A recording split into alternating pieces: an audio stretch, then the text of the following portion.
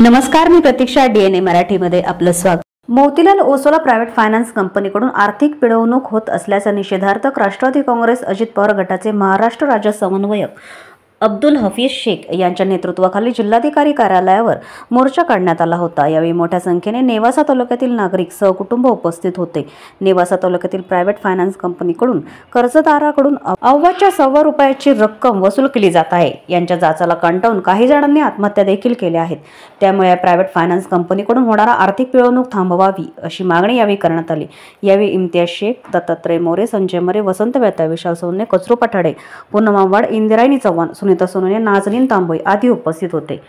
कंपन्यांच्या प्रायव्हेट सावकारीकरणासारखं त्यांनी जो काय या ठिकाणी आमच्या घरांच्या जप्तीचे आदेश काढले, जिल्हा अधिकाऱ्यांना त्या ठिकाणी आम्ही निवेदन देण्यासाठी आलोय की कशा प्रकारे आमची फसवणूक झाली.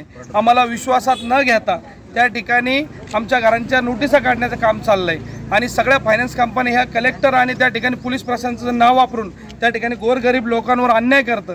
त्यांना त्या ठिकाणी सरळ त्यांच्या नावाने धाक दाखवतं आणि आजच्याला परिस्थिती अशी आहे, साधं तुम्ही जर तहसीलमध्ये गेला तर एजंट लोकांचा सुळसुळाट आहे. बेजबाबदार अधिकाऱ्यांकडे गोरगरीब लोकांचे काम करायला वेळ नाही आहे. त्यांना जमिनीचे मॅटर आले तर त्यांच्याकडे वेळ आहे, त्यांना इतर गोष्टींसाठी वेळ आहे, पण सर्वसामान्यांच्या प्रश्नांसाठी वेळ नाही आहे. पण जर त्या ठिकाणी एखाद्या फायनान्स कंपनीच्या ताब्याचा विषय असेल तर सगळी यंत्रणा घेऊन त्या ठिकाणी ते येतात. अशा भूमिकेत वावरत असं एखादा अतिरेकी पकडायला चाललेत, पिंजऱ्याच्या गाड्या घेऊ येतात. आमच्या जे माता भगिनी रोजाने कामाला जातात, आमचे जे पुरुष मंडळ यांचे सगळे पैसे भरायला तयार आहे. फक्त ज्या पद्धतीने जेवढे तुमचे पैसे होतात तेच घ्या, विनाकारणास्तव.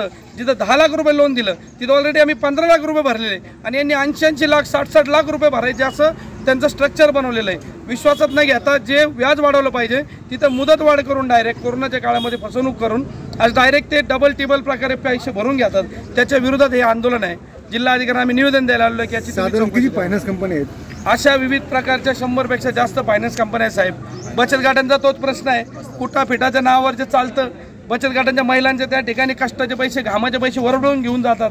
त्या ठिकाणी जर तुम्ही बघितलं पतसंस्थांच्या बाबतीत पण तेच आहे. कायद्याचा आधार घेऊन गोरगरीब लोकांना फसवून अंधारात ठेवून त्या ठिकाणी वेगवेगळ्या प्रकारचे ते पैसे उकळायचं काम करतात.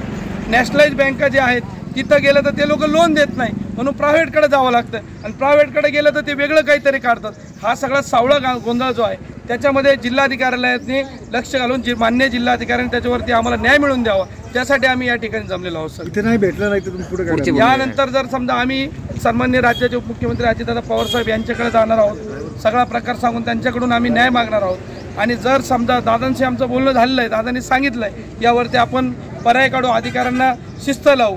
पण जर समजा तेवढं करून जर नाही झालं तर मग त्या ठिकाणी आम्हाला आमच्या भाषेत त्यांना उत्तर द्यावं लागेल आणि त्याचं उत्तर देण्याची पद्धती वेगळं सांगायची गरज नाही. माझं लोकांना माहिती आहे भैया काय करू शकतो आणि भैया मागेची ही सर्वसाधारण लोक आहे, ही त्या ठिकाणी कोणाला सुट्टी देणार नाही. प्रतिनिधी मुंतजीर शेख, DNA मराठी, अहमदनगर.